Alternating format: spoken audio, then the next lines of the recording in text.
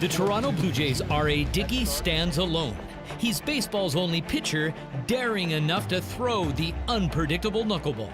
When it leaves your hand, you know it's going to do what it's going to do. When you throw a perfect knuckleball, it may break and curve 3 or 4 different ways before it ever gets to the catcher's mitt. Its uncertain path resembles the first 9 years of R.A.'s career, mostly spent in the minor leagues.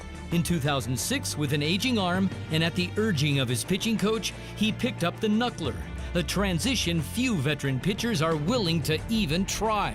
Your whole life as a conventional pitcher, you're taught to impart a certain type of spin onto the baseball to manipulate the break.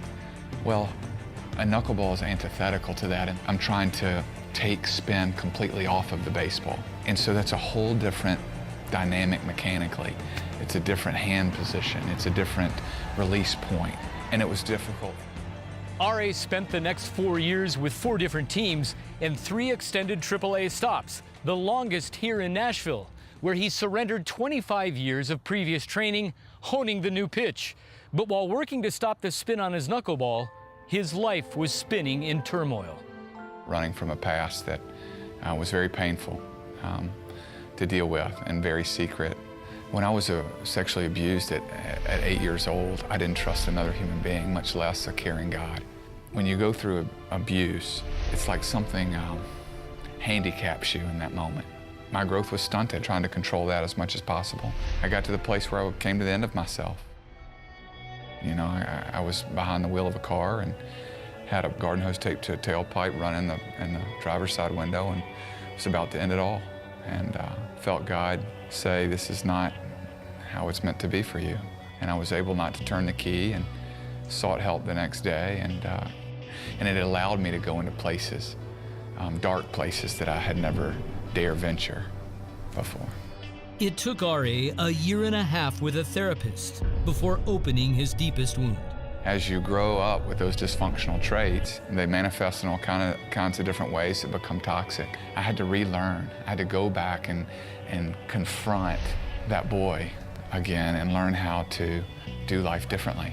Started to learn how to do relationship differently. Was it about regaining trust? It was about establishing trust. But one of the things that helps me to do that in the moment is the foundation of a relationship with Jesus Christ.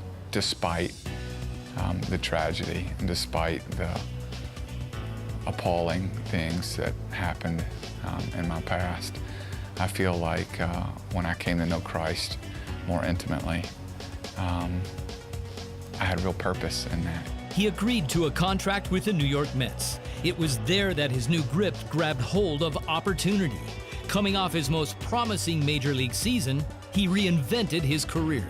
When I started to disassociate myself with the identity of being a professional baseball player and started to concentrate on how I could be a more complete human being, my knuckleball started to graduate to different places. In 2012, the 37-year-old became the first knuckleballer in baseball history to win the Cy Young Award.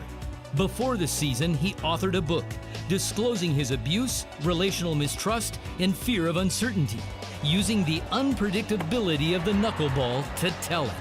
That has kind of been a real interesting metaphor, you know, for my journey.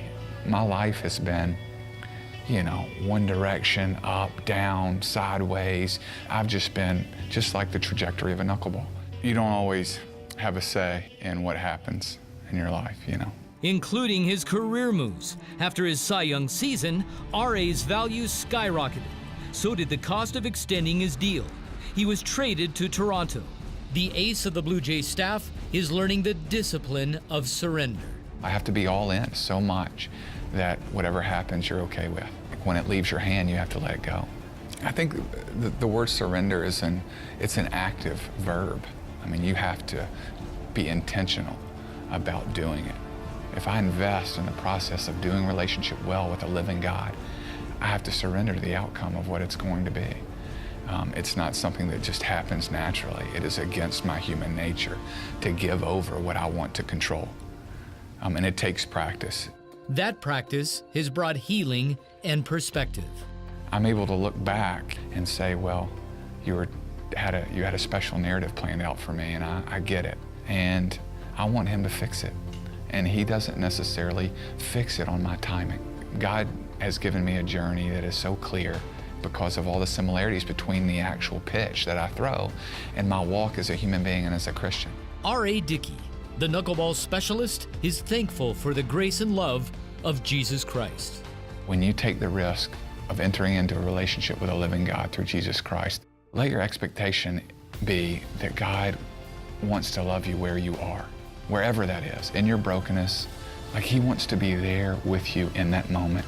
How can I grow as a human being into who he has called me authentically to be? God is in control of my life, and I'm thankful for it.